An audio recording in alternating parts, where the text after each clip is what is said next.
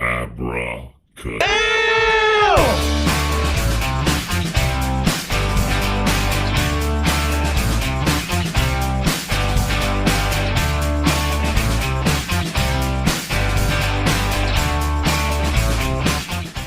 Welcome to the Abracadamn podcast, and I'm your host, stand-up comedy magician Danny Whitson.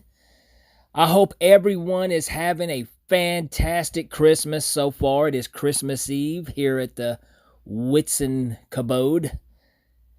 We are getting ready. We got my son coming in tomorrow, and then I'll have both my kids under the same roof, so that's always exciting. I hope my Jewish friends had a fantastic Hanukkah, and if you celebrate Kwanzaa, I hope that was good. If you're atheists, I hope you're having a good Thursday. And if you're agnostic, I hope you're unsure of what kind of day you're having. I know this is a difficult Christmas, at least a different Christmas for a lot of us. A lot of us can't be with our families this year due to the pandemic. And that sucks, but let's just cross our fingers, pray, hope, knock on wood that next year will be better. I know I'm ready for next year already. I'm ready to get next year here. I've learned some things. There's been some silver linings this year. There has. I'll tell you one thing I've noticed this holiday season is I got this newfound love for trees. Yeah. And I've always loved the environment, but there's just something special about those Little Debbie Christmas tree cakes. Them bad boys are yum! Delicious. Well, I'll tell you what, guys. Our guest for this episode is somebody I've known, not for a real long time, but I've worked with her so much here lately. I feel like I've really got to know her very well. She's a stand-up comedian. She is also a very talented comedy show producer, and she was killing it with live shows before the pandemic, and now she is killing it with virtual shows. If you guys, please, if you will, sit back and relax. My fun conversation with Lauren Ansley. All right, we're here with Lauren Ansley. How you doing today, Lauren? I'm fantastic. How are you doing, Danny Whitson? Doing good, doing good. Well, I tell you what, if you don't mind, would you let all the listeners know who is Lauren Ansley? Oh, that's a loaded question, Danny. Lauren Ansley. Lauren Ansley lives in Charlotte, North Carolina.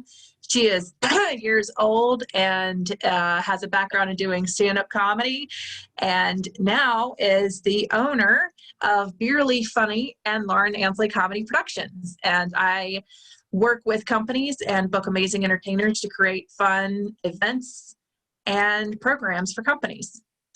Well, you know, I have to say, I have done a few shows for you, and you are, I mean, I think you're the best in the area at producing comedy shows. But I mean, you are fantastic. Thank you. Thank you. I like that you put in the area. Nice little qualifier. How big of an area? Like a square mile from where I am? Or Well, I mean, you know, before COVID hit, it was clear just based off of, some of the pictures and some of the events that you were putting on that, I mean, they were selling out. They were packed houses. The quality of entertainment that you were booking was top notch. And then me getting to work for you, you know, myself, it was a packed house, a great show. it was a fun night. Yep. It was a very fun night. And you're extremely professional as well. You know, like I said, being working for you myself, sometimes, you know, there's some gigs where, you know, bookers will book you and you don't know what you're walking into. It's like a haunted house. I would hate that myself. So I like to give, thank you for that. I like to give way more information than not. And so to back up, Danny, you and I actually had a booking where we were going to work with each other. We had to postpone it. So because of, you know, the COVID situation, so we postponed it, and then we still had a sold out show. It would just, we had to limit the number of tickets, but you still put on an amazing show. It was super fun. Well, that was a great night. Now I'll tell you what, okay, so you've got a background in stand-up comedy. Mhm. And then for some reason you had this, what was it, an epiphany? What happened? Did you bump your head and say, I need my own comedy business? So what influenced you? What caused this? Oh, you know that saying, hell hath no fury like a woman scorned? Oh yeah. Yeah. So, well, let me back up a little further, and I'll dish. So I have 10 years of plus over 10 years of experience in event planning myself and marketing. So I've planned concert series and networking events and annual meetings in previous positions.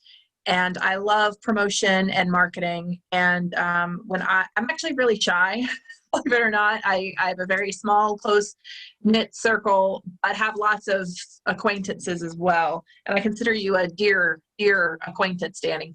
Um, but I was when I started doing stand up, I decided I was going to force myself to post at least one, what I consider funny thing a day on social media. So that was my goal. So that really helped get me out of my shell.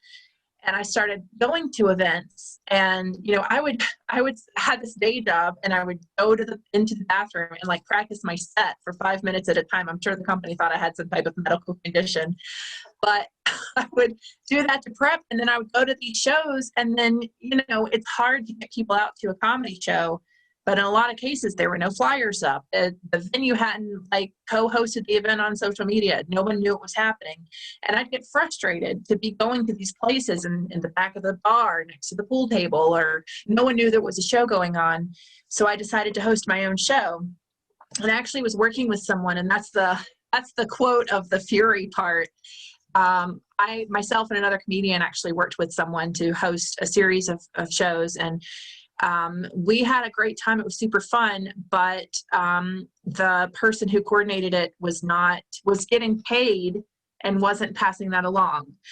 So there was some general frustration about being above board. So I decided that I wanted to do my own thing by myself, use my event planning and marketing experience, and put on quality events where people knew about the event. So all my shows had flyers at the venue. They co-hosted the event on social media. People knew there was a show. I don't want anybody to walk in and be upset that there's a comedy show, or people to go perform and spend their time practicing in the bathroom and not be able to perform in front of an audience. And I truly believe that comedy is an art form and needs to be elevated and treated as such. And I want my performers to be respected and paid and compensated and appreciated. And I want my venue to get more business because we're having entertainment. And so it's been very intentional to make sure that we have good crowds, because you all work hard. Entertainers work hard, and we should be celebrated. And people need that entertainment in their lives, possibly now more than ever. I 100% agree with you. And anyone who has ever worked for you can clearly see that you do believe in that. And, Oh, thank you. Do your best at that. So Can we basically, say work with, not for? With, that feels weird. Okay. So say Okay. work with. We work okay. together. Yes. Okay. Thank you. There we go. Thank you. Mm-hmm. So, I mean, so that was your influence. I mean, you just saw, so, I mean, in a way, Lauren, you're kind of like a superhero because you saw the bad stuff and you're like, okay, now, super Lauren. So, I'm sure there are people that think of me as a villain because I don't book just anybody. Well, yeah, we can go that route if you want, sure. We'll definitely come back to that. But I want to ask you this, okay? Because I noticed something in your conversation when you said that you had these goals, like you wanted to post a joke a day. And the toughest thing as a comic, period, is making yourself sit down and write those jokes. Mm-hmm. And some comics aren't really writers. Some of them, like to me, one thing that I always do is I live a lot in my head. There's a lot of crazy things going on up here all the time. And there's like this little, joke writing workshop up in here. And I will get it and I'll be like, okay, I will write like the punch down or this, something down, take note of it. Right. But it's hard to keep yourself on track to do that goal. You had a goal. Now, but that's not just in comedy. I think that's a good technique to use with anybody who is planning on doing something. Was that something that have you always been like a goal-oriented person? Yeah, I mean, I write to-do lists all day long. Now, if I actually do them, that's another story. I'll set goals. I'm good at setting the goals. I'm not necessarily going forward and pursuing the goals, but and to clarify, it wasn't a joke a day. It was just a funny post today. And if it would turned out to be a joke, great. But that's one thing that, and I think we might discuss this a little later, but when it comes to marketing yourself as an entertainer, keep on posting something every day to keep yourself on top of mind. Because there's been times where I've actually thought, oh, I need to book that person because they're doing events or they did the show or they posted how much they appreciated the venue or the producer or whatever. But yeah, absolutely. Of course, goals are important. Yeah, I don't always follow them, but I definitely do like have lists and goals and that kind of thing. Yeah. Okay. Well, definitely. Okay. So right in the middle, you created your live shows. You're producing these fantastic shows. And then out of nowhere, here comes the pandemic. Bam. Okay. Oh, no. And which affected your business. Spoiler alert. Well, this totally affects your business directly because, you know, in the land of entertainment show business, we want people. We need people gathered in groups. So you've survived. You have done something different, which you've, you know, tapped into the virtual entertainment. You care to tell us a little bit about that? Sure. So I haven't actually disclosed this to your audience quite yet, but we met, I think we connected online shortly after I had made the leap. And what I mean by that is I forget if we connected before I had done this or not, but last summer was the first time that I had produced a comedy show under the name Yearly Funny, and I was partnering with the brewery. And then I had ultimately in about 6 months from that summer to the end of the year, I think I had like 6 or 7 venues I was doing monthly-ish shows with. And so that was June. And then actually that fall, I decided, you know what? I think I'm going to do this all the time because I love it. So I quit my job and I sold my house and I decided to launch this comedy production company over the next 12 months because that's how much house equity I had that I could afford to pay myself for 12 months. 6 months into that, oh no, global pandemic, everything shut down. All of my shows shut down because I hadn't done anything virtually. So, so I guess I'm giving more detail than I need to, but no, not at all. So the pandemic hits in March. I had spent 6 months of my income. I had 6 months left and I had no choice. It was either to find something that would work or go back and get another day job. And I'd really never found a day job that I felt was like the perfect fit. So I never wanted to own my own business either. Just never found anything I like to do. I was good at doing some things.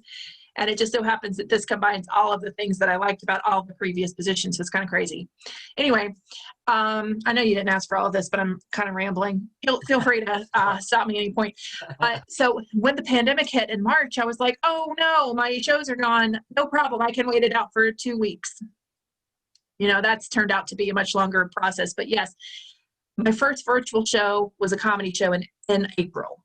And I actually tested it out with some friends. It went really well. Started doing ticketed virtual shows. And the audience is just not there. It's even harder to get people to pay to come to my experience, come to a ticketed show than to come to a live show. And that's still a challenge. But the reason for it is because that venue is so important because that's the tie that binds. Like you said, people want to come congregate at a cool place together, have some drinks, have some food, get that camaraderie of being together in an exciting place in person. And when you're in a global pandemic, I don't know about you, but this is my first global pandemic and I'm not a fan and we can't all be together. So it's been, so it was virtual ticketed shows, but you missed that camaraderie. And then my very first corporate show, I actually started doing corporate events. A lady who had come to one of my live shows called me and works for, I don't know if I can name drop, but let's just say a major tech company that probably has software on almost everyone's computer. And I did a series of comedy shows for her. And then that's what kind of gave me the permission in my head to go after companies to start doing corporate events. So it's kind of like, opportunity came a knocking, you jumped on an opportunity and you learned something on the way. Yeah. So that's, now you also said, now you covered a lot of information right there. You said, Yeah, you should have cut me off there.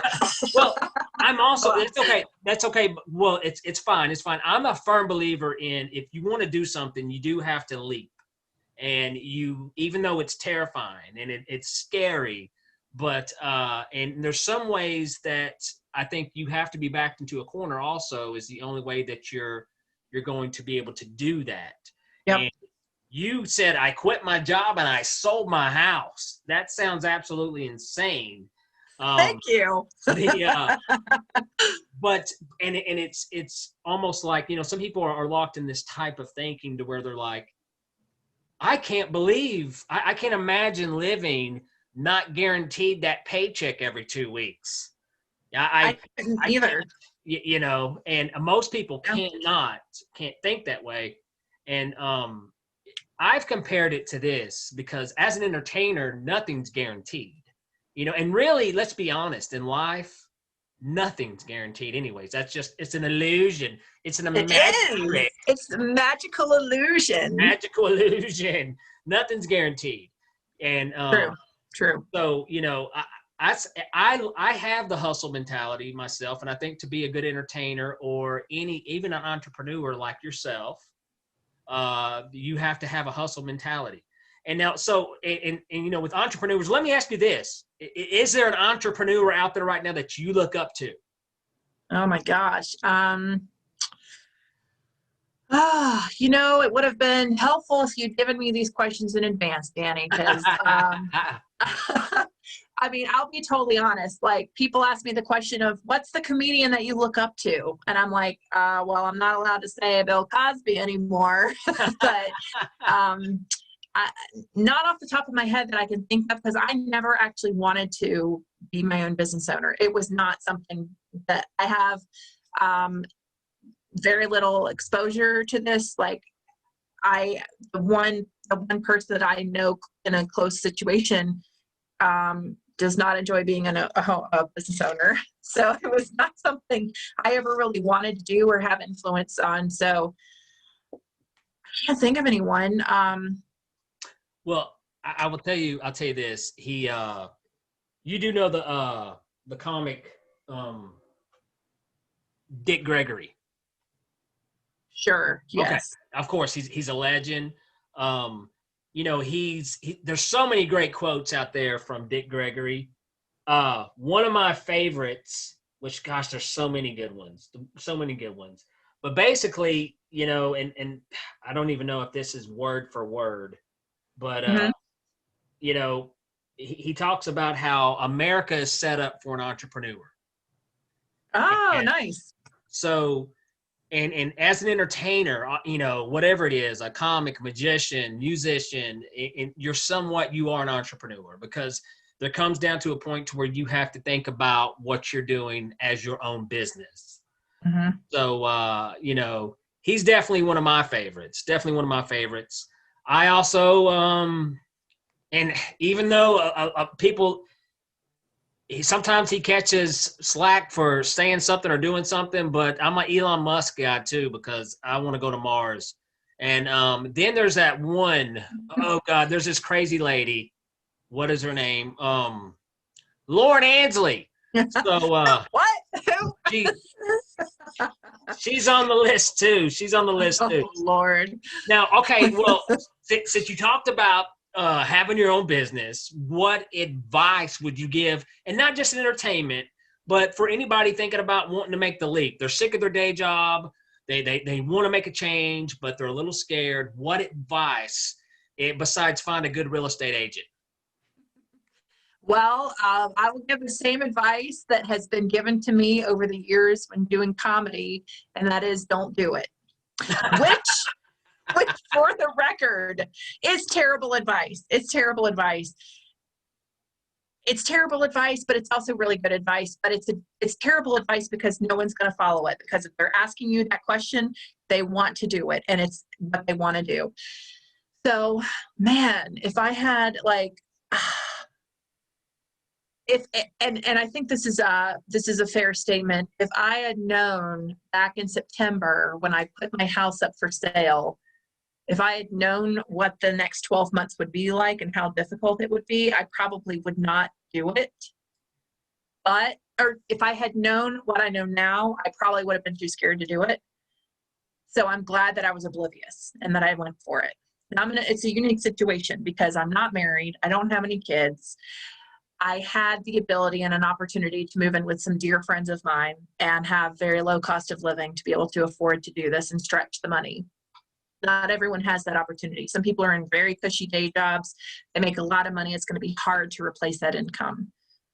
But if it's something that you're really interested in, I actually would recommend maybe a business coach or a life coach or someone a confidant that you can talk things through with, that doesn't have a vested interest. I'm not talking about a spouse or a kid or a parent. I'm talking about somebody separate from you.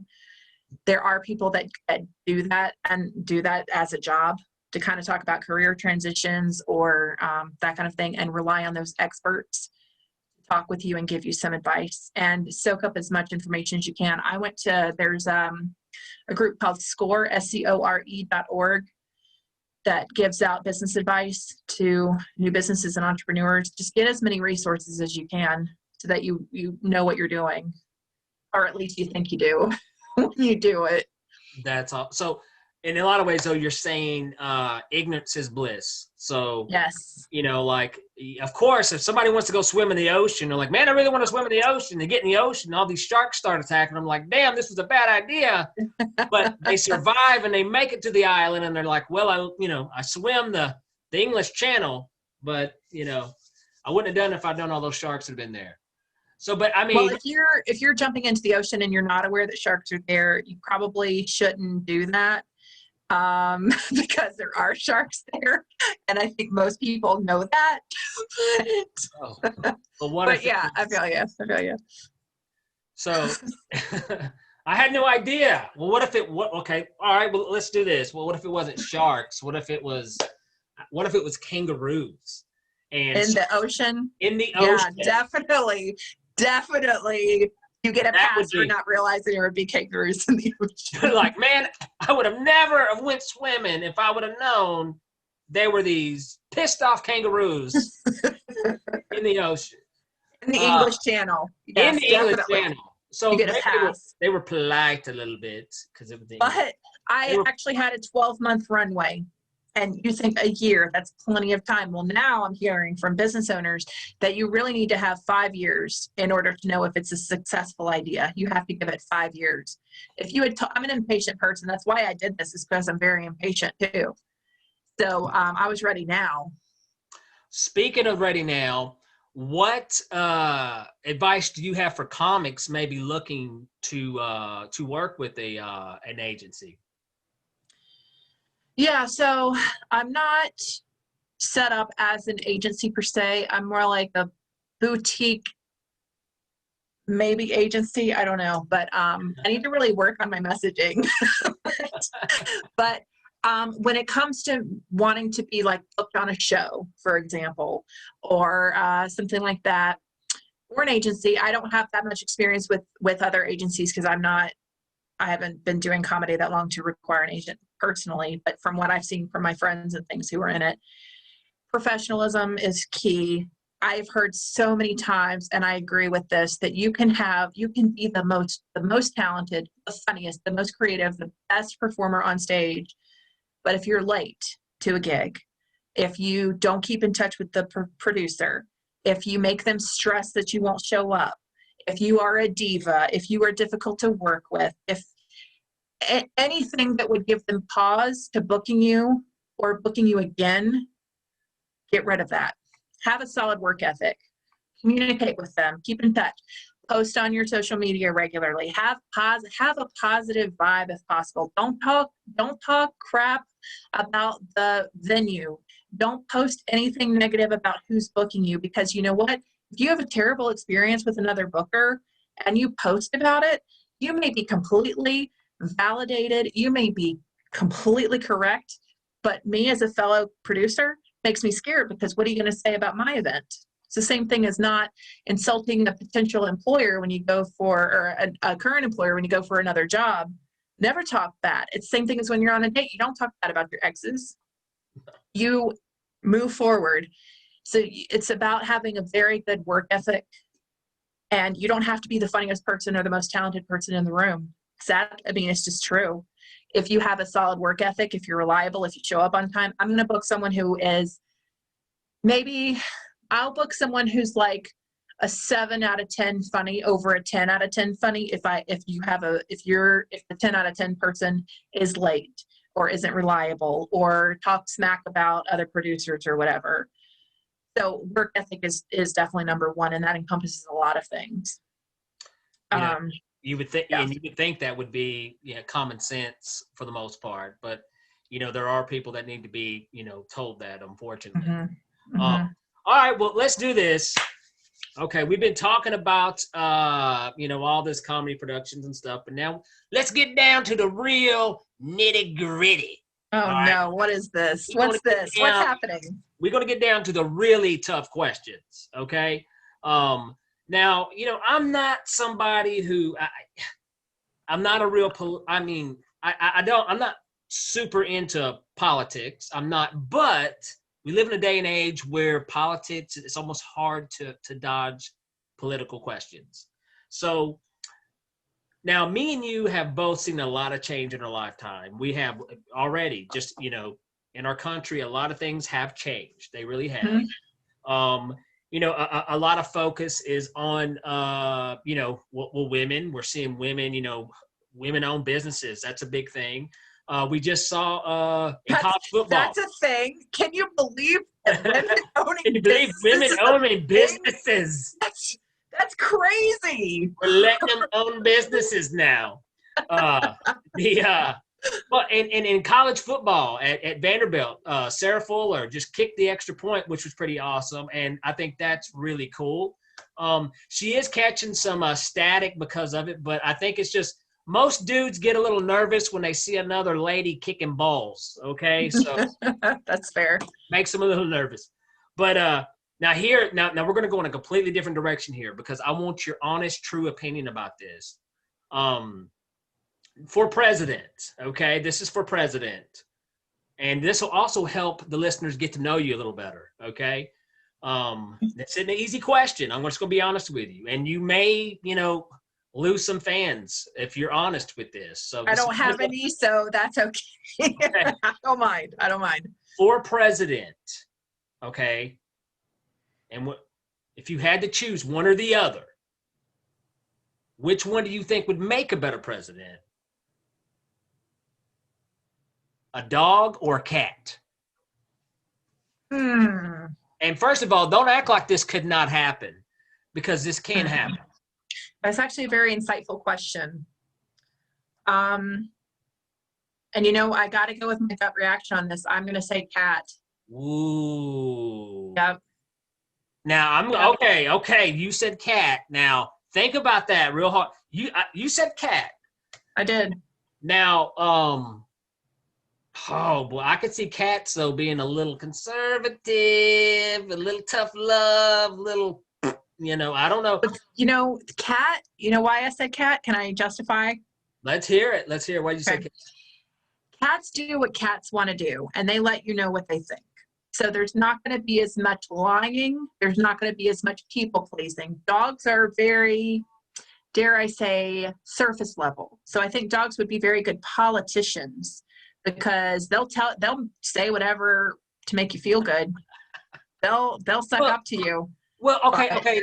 Who wouldn't want a politician though to lick you on the face? I mean, are you saying politician or are you saying politician? Well, I don't. Okay. It took a minute there for that funny to kick in, but a politician. Okay. All right. I think we're going to talk politics. Okay. That's what we're calling this. Here we go. I think if you had divided it up by dog breed, maybe I would have been a little bit more willing to go the dog route, but I think in general, dogs can't be trusted. I think cats, where cats stand. Gotcha. Well, okay, I got it. And you know, I think cats' bathroom habits are a little better than dogs too. So, Mm-hmm. all right, What do you think? What would your answer be?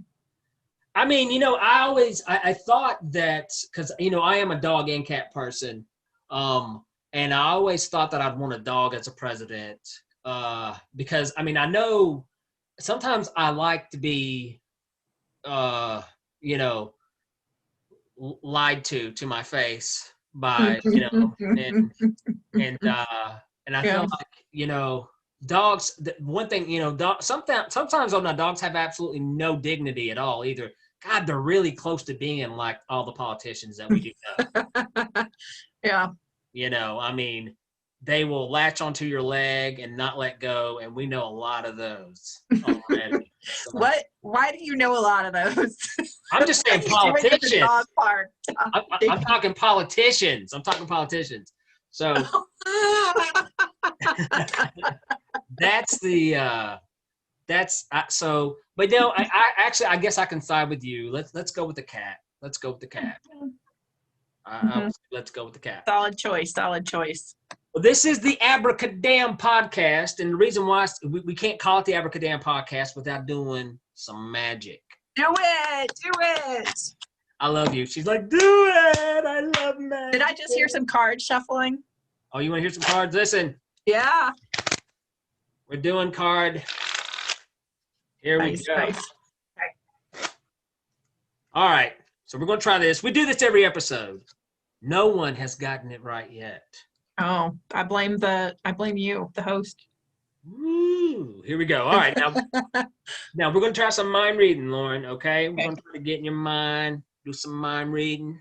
Let's see. And what I'm going to do, I'm going to hold one card. Actually, yeah, one card.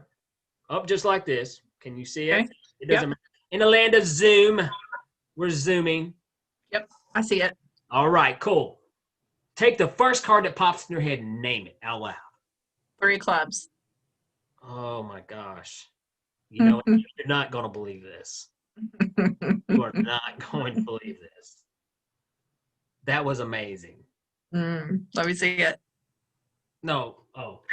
Well, it wasn't. You didn't get it right, but it was still cool. It was still. Oh, I'm wrong. You were wrong. Okay. Oh. No. How'd you do that? What are you talking about, Lauren? That's our little secret. So for those of you who are not watching at home, Danny just turned the card from an ace of hearts into a 3 of clubs, which is the card that I called out. They'll never believe you. They'll never believe you. That was amazing. All right. Now, Lauren, do you celebrate Christmas, right? Sure. Yeah. Okay. She's like, sure, whatever. It's me and my cats and my roommates. So you do have cats, right? I have one. Let's not exaggerate, Danny. I have one. I have one cat. I'm due for an upgrade. I'm due for an upgrade soon, but just one right now. Okay. Here we go. Let's hear a Christmas blooper. A funny story that happened during Christmas, because it is Christmas time, you know, coming up. The holidays are here. So I want to hear something crazy that happened to you on Christmas. Or around Christmas. Okay, so my family was hanging out, and a bunch of us, the kids, we call ourselves the cousins, the second generation of the family. We were all in the kitchen, and my grandfather was trying to come in to get something out of the oven, and we were in the way. And he got flustered, and he was probably in his mid to late 70s at the time, and he goes, "Kids, get out of the chicken." And he meant kitchen. He was so flustered, and we were like, he was an intimidating man, so we were all like, "Oh no!" And he started busting out laughing because he said the wrong word, and it broke the ice. And then, of course, we got out of his way. But it was a fun memory. That's cool. Now, is your grandfather still okay? So that's a real sentimental. That's awesome. Yes. That was nice. Now, I'll share mine. And I'm not a one-upper here, you know. Okay. My grandfather did a backflip 7 times and landed on the Christmas tree. But no, I will. One time, see, most people don't really believe in Santa Claus, and but I'll never forget Christmas Eve night, and the night Santa Claus actually came to my house, and I remember it scared me to death because I woke up and Santa Claus. Well, I remember I thought it was Santa Claus. Let me put it this way: I thought this was Santa Claus in my home, standing right over me, but it turned out it was a crackhead that broke into my house. So, okay. Yeah. Merry Christmas. Merry Christmas. Welcome to my crazy childhood I had. Merry Christmas. Give me $1. But that's how I found out there was no Santa Claus, only crackheads. Oh, no. And I was 18 too, so I probably didn't believe it. You should have known by then. Should have known by then. But a crazy Christmas story. Now, so before we get off here and we wrap up, I do want to, are there anything you would like to plug? Anything coming up, any virtual, or where can people go to find out more about Lauren Ansley Comedy Productions or Barely Funny? So it's Barely Funny, just so we're clear, like beer, it's a pun. Okay. Did I freeze? You did freeze. If you could say that one more time, it's sure. I will edit that out, by the way. But you know what? Leave it in. Who cares? Save your time. We've got more important things to do. Am I saying when I say it, am I saying barely funny, like a bunch of bears? Barely funny. Barely Funny with 2 E's. So you can go to Barely Funny on social media on Facebook or Instagram, Lauren Ansley Comedy on Facebook or Instagram. My website is barelyfunny.com or laurenansleycomedy.com.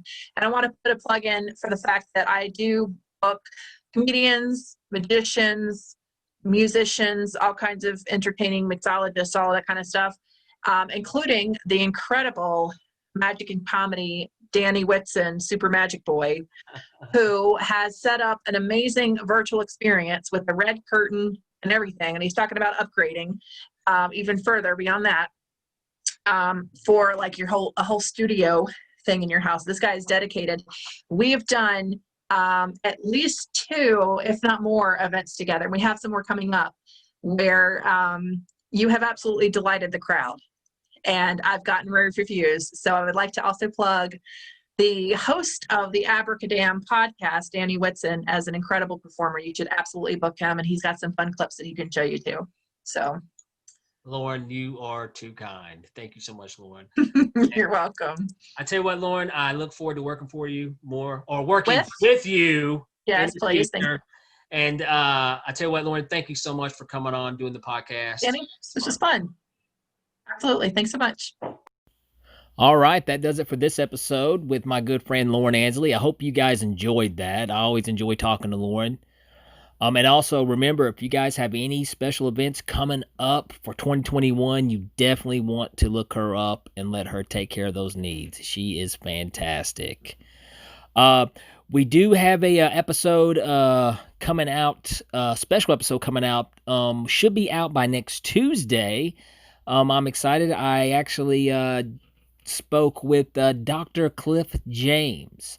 He is a pediatrician, and he goes over some of the things about with the vaccine, why kids aren't affected like adults are with COVID. A very interesting conversation. You definitely want to check that one out. And hey, if you guys haven't subscribed or followed yet, definitely Spotify, Amazon Music, iHeartRadio, pretty much anywhere you listen to podcasts, we are there. Guys, thank you for listening to this episode, and I hope everyone has a very Merry Christmas, and we'll see you guys soon in 2021.